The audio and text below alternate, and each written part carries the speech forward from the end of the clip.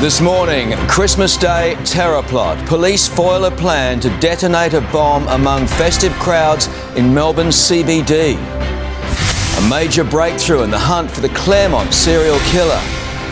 And passengers flee when their bus bursts into flames. This is 7 News with Chris Reason.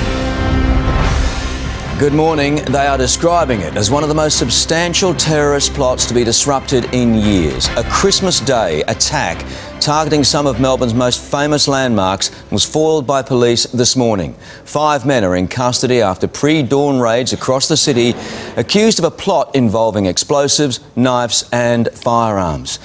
Melina Saras joins me now live in Melbourne. Melina, police have been monitoring these men for several months now. All right, Melina Saras there in Melbourne live for us this morning. Thank you. There's been a major breakthrough in one of Australia's longest-running police investigations, the Claremont serial killings. Perth detectives have just charged a man with the murders of 3 women 20 years ago.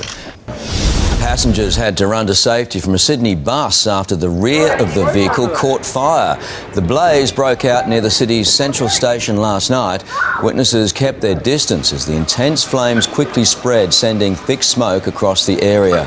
Firefighters quickly extinguished the blaze. No one was hurt. Well, next in 7 News, how the family of a murder victim solved the crime when police couldn't. And is it finally over? The Syrian regime takes full control of Aleppo.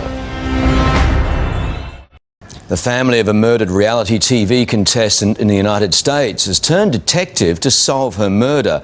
Lisa Marie Nagel's student and lover bludgeoned her with a hammer. He was caught out lying to her relatives as they secretly quizzed him on camera. The devastated Syrian city of Aleppo is back under full government control after more than 4 years of fighting. The final group of rebels and civilians were evacuated from the city's besieged east in freezing conditions.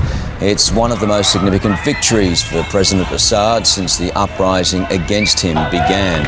Victory celebrations are being held in other areas of Aleppo. The United Nations has expressed concern about the safety of the evacuees.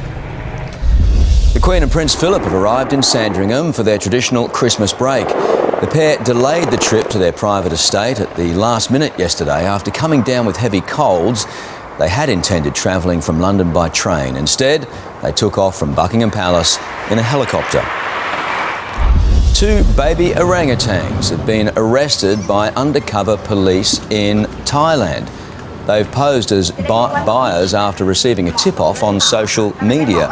A wildlife trafficker was arrested when he arrived to make the exchange in Bangkok, charging nearly $28,000 for the pair. He's part of a larger syndicate which sells the animals as pets and to private zoos. Or now on that breaking news out of Perth on the Claremont serial killings investigation. A 48-year-old man has just been charged with the murders of 2 women between 1996 and 97. The investigation into Sarah Spear's disappearance is continuing. Next in 7 News, all the day's sport with Liam Cox, including Tiger Woods as you've never seen him before, and Brad Hogg continues to bamboozle Big Bash batsmen at the ripe old age of 45. Good morning. Australian captain Steve Smith has been bizarrely overlooked for a spot in the ICC's Test Team of the Year. Brisbane Roar can extend its unbeaten streak to 10 matches in tonight's A-League clash with the Wanderers at Suncorp Stadium. Sharks Premiership captain Paul Gallen puts his unbeaten pro boxing record on the line in Sydney tonight. His opponent, Queenslander Ryan Carr, hit Gallen with another verbal low blow at the weigh-in. The first foal of super sprinter Black Caviar continues to impress ahead of her highly anticipated race debut. Trailblazing Sydney sailor Adrian Cahalan is preparing to break another yachting record. Cahalan will become the first woman to contest 25 Sydney to Hobarts when the starting cannon fires on Boxing Day. The 52-year-old navigated Wild Oats 11 to 5 of its 8 Lion Honours victories. She's navigating Ragamuffin in this year's race, and of course you can catch all the action live and free right here on 7. Now brace yourself, things are about to get a little bit weird with golfing superstar Tiger Woods. Tiger posted this shirtless selfie to Twitter calling himself Mac Daddy Santa. He says his kids love it. The former world #1 clearly celebrates Christmas a little bit differently to the rest of us. Rory McIlroy, he's not a fan, asking fans to wake him up when it's 2017. Rezo, Tiger has officially lost the plot, I think. Topless Tiger. Lunatic. Thanks, Tim. Cheers, mate. Well, next in 7's Morning News, the national weather forecast with Angie Asimus. If you thought the houses in your street were festive, wait until you see these two homes in the Philippines. Both properties in Manila are covered in lights, attracting more than 1,000 visitors each day. The lights extend into their backyards too, with Santa figurines and a Christmas train display.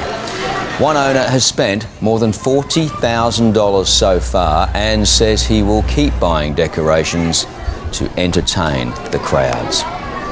Well, let's get a check of the Christmas weekend weather now with Angie Asimus. Angie, are we in luck for the big day?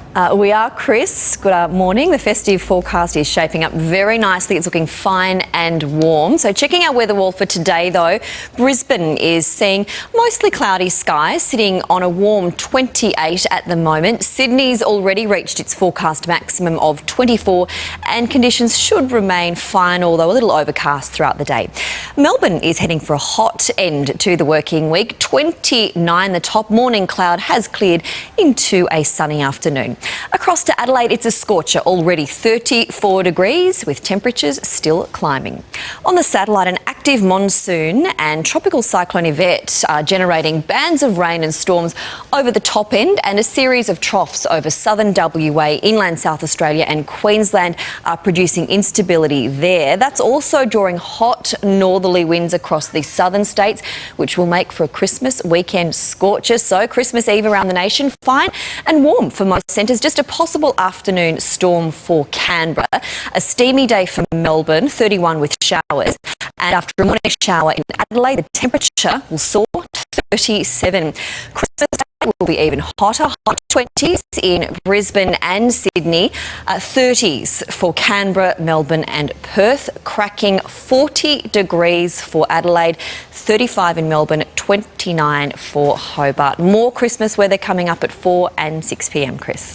All right, Angie, thank you. That's 7 News for now. We'll keep you up to date throughout the day. I'm Chris Reason. Thanks for your company. Have a great day.